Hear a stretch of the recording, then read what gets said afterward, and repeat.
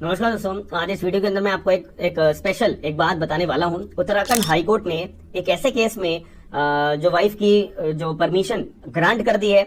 इस केस के अंदर मुद्दे वाली बात ये थी, एक मियां और एक बीवी थे, यानी कि एक हस्बैंड एंड वाइफ थे।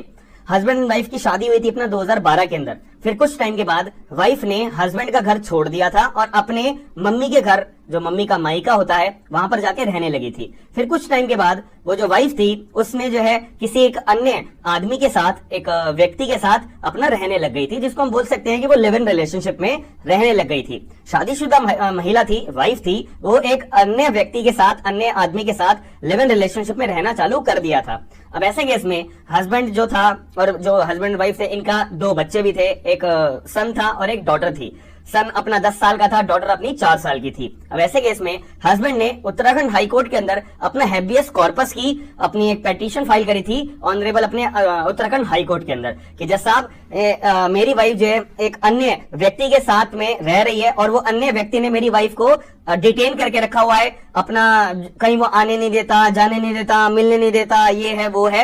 ये सारी बातें हस्बैंड ने अपनी कोर्ट के अंदर, उत्तराखंड हाई कोर्ट के अंदर पिटीशन के जरिए एप्लीकेशन ये फाइल करी और यहाँ पे हैबियस कॉर्पस की। और यहाँ पे उत्तराखंड हाई कोर्ट के अंदर जो हस्बैंड था उसने बोला कि जज साहब, आप ऑर्डर करिए कि मेरी वाइफ को कोर्ट के अंदर प्रेजेंट होना पड़े, प्रेजेंट करा जाए। और यह बार कुछ भी तरह का हो सकता है, वाइफ ने इतना क्लैरिफाई तरीके से इसको बताया नहीं है अपने पिटीशन के अंदर, बट उन्होंने बोला था भाई मैं इसलिए रह रही हूँ क्योंकि मेरी मर्जी है, मैं अपने इच्छा अनुसार रह रही हूँ और मेरा हस्बैंड जो है वो मिसबिहेव मेरे से करता था, इसलिए मैं उसके साथ वापसी अपना शादीशुदा जीवन नहीं चलाना चाहती हूँ। बात खत्म हो जाती है। तो इस बात को सुनने के बाद उत्तराखंड हाईकोर्ट ने भी क्लियर तौर पे बोला कि भाई जो वाइफ है उसने क्लियर स्टेटमेंट अपनी दे दी है, तो अब ऐसे केस में हस्बैंड हम जो है हैबियस कॉर्पस जो आप रिट फाइल करने के लिए आए हो हमारे पास में और जो आप हमसे मांग करना चाहते हो प्रेजेंट करने के लिए वाइफ को, हम वो ऑर्डर पास नहीं कर सकते हैं। क्यों? वाइफ ने अपना क्लियर अपना ऑर्डर, अपना स्टेटमेंट दे दिया कि she is not she is living with her own will and she was not detained by any other person, that's it हो जाती है।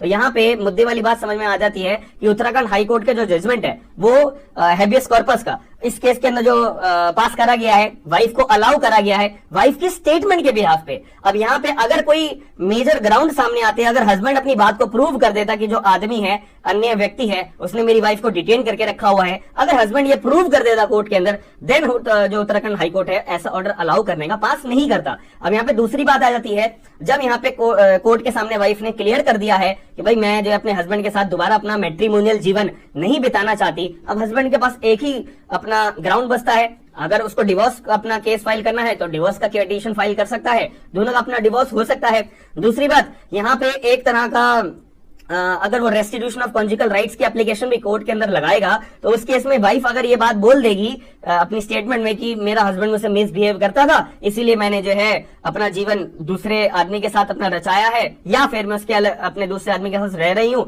और मैं जो है अपना हस्बैंड के साथ दोबारा अपना मैट्रिमोनियल लाइफ नहीं बिताना चाहती, ऐसे केस में भी हस्बैंड को रेस्टिट्यूशन ऑफ कॉन्जुगल राइट्स की जो एप्लीकेशन उसके अप्रूव नहीं होगी, ऑर्डर पास नहीं होगा। Now husband is only having a ground of divorce which he can present the petition before the court and क्योंकि उसके पास स्टेटमेंट आ गई है वाइफ की, उस स्टेटमेंट का इस्तेमाल करके वो डिवोर्स पिटीशन फाइल कर सकता है। ओनली ये ग्राउंड मेरे हिसाब से एज पर माई नॉलेज ये बचता है। तो आप लोगों का क्या पॉइंट ऑफ व्यू रहेगा ऐसे पूरे केस के दौरान कि अब हस्बैंड को क्या करना चाहिए, कौन सी अब उनके पास ग्राउंड होने चाहिए? आपके दिमागी तौर पर आप ऐसे सिचुएशन में कैसे पर्सन को डील करोगे और कैसे गाइडेंस दोगे वाइफ के पार्ट में कि वाइफ ने ये सही करा है या नहीं करा है? आपका point of view comment box में जरूर बताएगा और वीडियो को लाइक जरूर करेगा, अपना पॉइंट ऑफ व्यू जरूर बताएगा और वीडियो को शेयर करके लोगों को अवेयर जरूर करेगा। हम मिलते हैं नेक्स्ट वीडियो के अंदर। Thank you.